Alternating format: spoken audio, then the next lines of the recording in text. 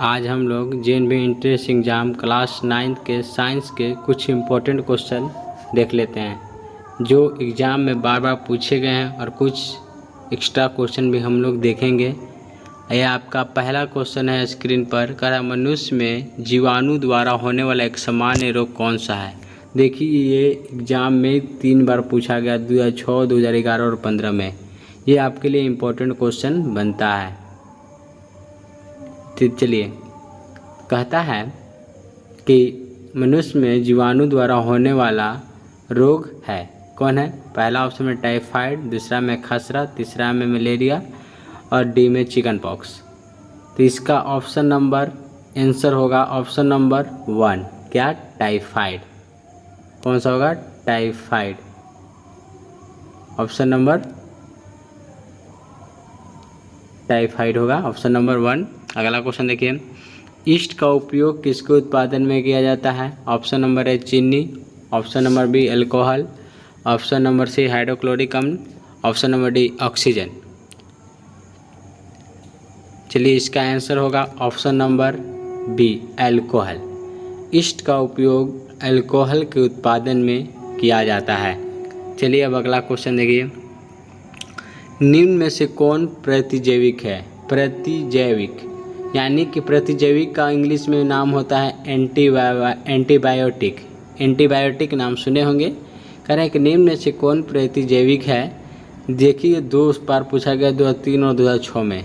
कह रहा है पहला ऑप्शन में है सोडियम बाइकार्बोनेट, दूसरा स्ट्रेप्टोमाइसिन, तीसरा है अल्कोहल, चौथा है ईस्ट। चलिए, इसका आंसर होगा ऑप्शन नंबर बी। कौन है? स्ट्रेप्टोमाइसिन। चलिए अगला क्वेश्चन क्या कहता है। आपका अगला क्वेश्चन स्क्रीन पर है, संचरणीय रोग का सबसे मुख्य कारक है। देखिए 2011 में पूछा गया है। पहला ऑप्शन देखिए क्वेश्चन को, संचरणीय रोगों का सबसे मुख्य कारक है। पहला में चींटी, बी में ड्रैगन मक्खी और सी में मकड़ी, डी में घरेलू मक्खी। इसका कौन सा होगा? Option number D.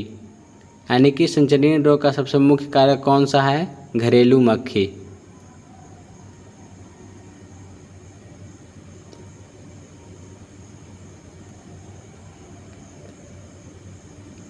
चलिए, आपका अगला क्वेश्चन स्क्रीन पर दिखा रहा है, डेंगू परजीवी का वाहक है। देखिए ये भी 4 बार 5 बार पूछा गया है। डेंगू परजीवी का वाहक है। पहला मादा एडिस मच्छर, दूसरा घरेलू मक्खी, तीसरा मादा एनफ्लिस मच्छर, चौथा डी कैक्रोच।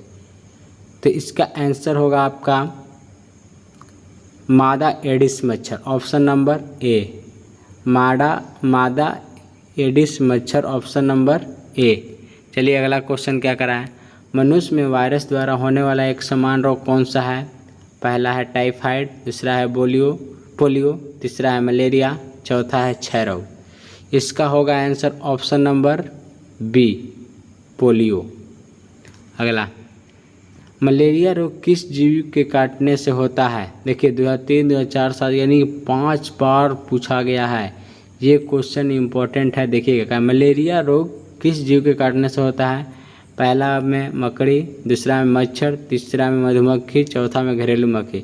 इसका आंसर कौन सा होगा? ऑप्शन नंबर बी, मच्छर। यानी मलेरिया रोग मच्छर के काटने से होता है। चलिए अगला क्वेश्चन, सबसे पहले कौन सा प्रतिजैवी को खोजा था। ये देखिए कितना बार पूछा गया। यानी कि ये क्वेश्चन आपको हर साल पूछता है, ये आपको ध्यान रखना है। सबसे पहले कौन सा प्रतिजैवी को खोजा था। उसको मिटा देते हैं। देखिए क्या कहा, सबसे पहले कौन सा प्रतिजैवी खोजा था।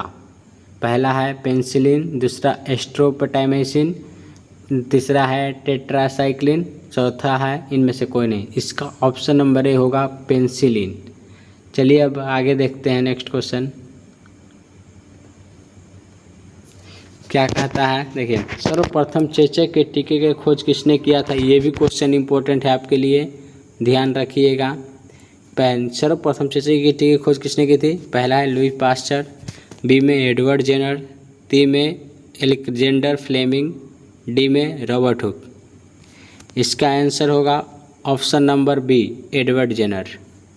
अगला देखिए, कौन सा जीवाणु दूध को दही में परिवर्तित करता है? अब पहला ऑप्शन में एंटीबायोटिक, दूसरा में लैक्टोबैसिलस, तीसरा है मादा एनोफिलिस, डी है मोल्डिंग। इसका आंसर होगा ऑप्शन नंबर बी लैक्टोबैसिलस। अगला, निम्न में से किस पौधे के पत्ते के रस का उपयोग मलेरिया और डेंगू के उपचार में किया जाता है? ऑप्शन नंबर ए गिलोय, बी में सिनकोना, ऑप्शन नंबर सी घृत कुमारी और ऑप्शन नंबर डी सहजन। इसका आंसर क्या होगा? ऑप्शन नंबर ए, इसका आंसर होगा ऑप्शन नंबर ए गिलोय। कहीं किस पौधे से पत्तों के रस का उपयोग मलेरिया और डेंगू उपचार में किया जाता है? गिलोय। चलिए अगला क्वेश्चन क्या है, अलेक्जेंड्रा फ्लेमिंग ने 1928 में किस पहले प्रतिजैविक यानी कि एंटीबायोटिक को खोजा था? पहला इसमें पेनिसिलिन, एस्ट्रोमाइसिन, टेट्रासाइक्लिन, इनमें से कोई नहीं। इसका आंसर होगा इनमें से कोई नहीं खोजा था।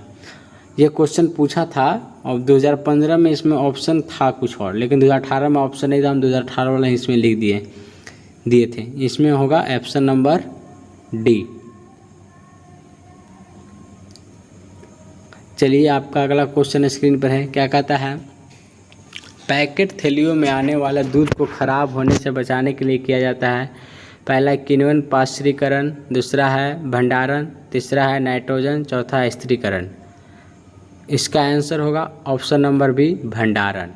यानी कि पैकेट थैलियों में आने वाले दूध को खराब होने से बचाने के लिए क्या किया जाता है? भंडारण किया जाता है।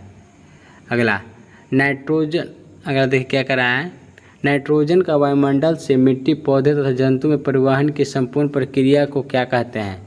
पहला ऑप्शन में नाइट्रोजन स्थिरीकरण, दूसरा है नाइट्रोजन चक्र, तीसरा है नाइट्रीकरण, चौथा है अमोनीकरण। तो इसका आंसर कौन सा होगा? ऑप्शन नंबर बी नाइट्रोजन चक्र। यानी कि नाइट्रोजन का वायुमंडल से मिट्टी, पौधे तथा जंतु में परिवहन की संपूर्ण प्रक्रिया को क्या कहा जाता है?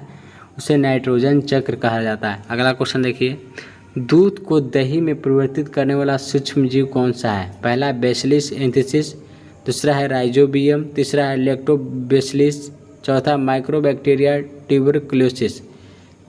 इसका आंसर होगा ऑप्शन नंबर सी लैक्टोबैसिलस।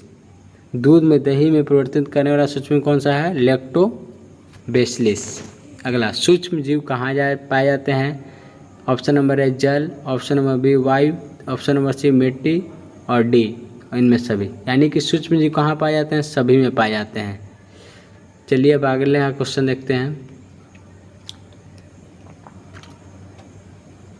क्या कहता है, ब्रेड बनाने की प्रक्रिया के दौरान कौन सी गैस उत्पन्न होती है? पहला ऑक्सीजन, दूसरा नाइट्रोजन, तीसरा कार्बन डाइऑक्साइड, चौथा है सल्फर डाइऑक्साइड। इसका आंसर होगा ऑप्शन नंबर सी ब्रेड बनाने की प्रक्रिया में कार्बन डाइऑक्साइड गैस उत्पन्न होती है। अगला, चीनी को अल्कोहल में बदलने की प्रक्रिया को कहा जाता है? पहला है मोल्डिंग, दूसरा है किण्वन, तीसरा है नाइट्रोजन स्थिरीकरण और चौथा है संक्रमण। चीनी को अल्कोहल में बदलने की प्रक्रिया को क्या कहते हैं? ऑप्शन नंबर बी होगा किण्वन। चीनी में अल्कोहल को बदलने की प्रक्रिया को क्या कहते हैं? किण्वन। अगला, किण्वन की खोज किसने की थी? ऑप्शन नंबर ए लुई पास्चर, दूसरा है एडवर्ड जेनर, तीसरा अलेक्जेंडर फ्लेमिंग, चौथा है रॉबर्ट हुक। तो इसका आंसर होगा ऑप्शन नंबर ए किण्वन की खोज किसने की थी? लुई पास्चर ने। अब आगे देखिए, पेनिसिलिन प्रतिजैवी की खोज किसने की थी? पेनिसिलिन प्रतिजैवी की खोज किसने की थी? Option number A Edward Jenner, option number B Alexander Fleming, option number C Louis Pasteur, option number D Robert Hooke. इसका आंसर होगा ऑप्शन नंबर बी पेनिसिलिन प्रतिजैवी खोज किसने की थी? अलेक्जेंडर फ्लेमिंग ने।